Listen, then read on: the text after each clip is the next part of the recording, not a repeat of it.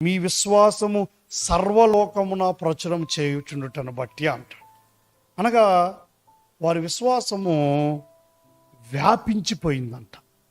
అదే రోమా సంఘస్థులు దేవుని పట్ల ఎంతగా వారి విశ్వాసంలో ఉన్నారు, వారి విశ్వాసము ఎంత స్థిరముగా ఉన్నది అనేది సర్వలోకానికి వ్యాపించిపోయిందంట. దానిని బట్టి దేవునికి కృతజ్ఞతలు తెలియజేస్తూ ఉన్నారు.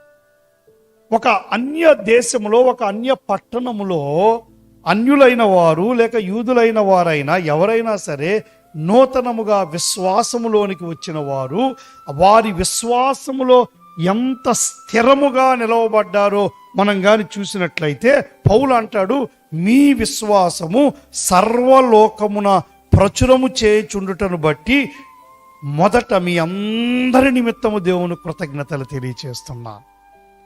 పౌలు కేవలం విన్నాడంతే, వాళ్ళని చూడలా. వాళ్ళ విశ్వాసాన్ని పౌలు కల్లారా చూడలేదు, ఆ పట్టణానికి వెళ్ళలేదు.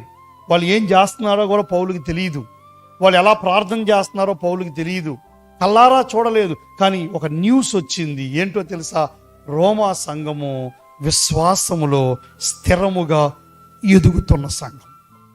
ప్రియబిడ్లారా, మన విశ్వాసమును బట్టి మన చుట్టుపక్కల ఉన్నవారు మాట్లాడుకోగలుగుతూ ఉన్నారా? మన విశ్వాసమును బట్టి, అరే పలానోళ్ళు, పలానా అబ్బాయి లేదా పలానా అమ్మాయి లేదా పలానా ఆయన క్రైస్తవుడు, ఆయన దగ్గర మనం ఆడే ఆటలన్నీ చల్లవు, మనం చెప్పిన పనులన్నీ వాళ్ళు చేయరు, వాళ్ళు అంత స్థిరంగా అంత స్ట్రాంగ్గా వాళ్ళ దేవుని వాక్యాన్నే వాళ్ళు నమ్ముతారు అని ఎవరైనా మన గురించి మాట్లాడుకోగలుగుతూ ఉన్నారు? మన విశ్వాసం అంత స్థిరంగా ఉంటూ ఉన్నదా?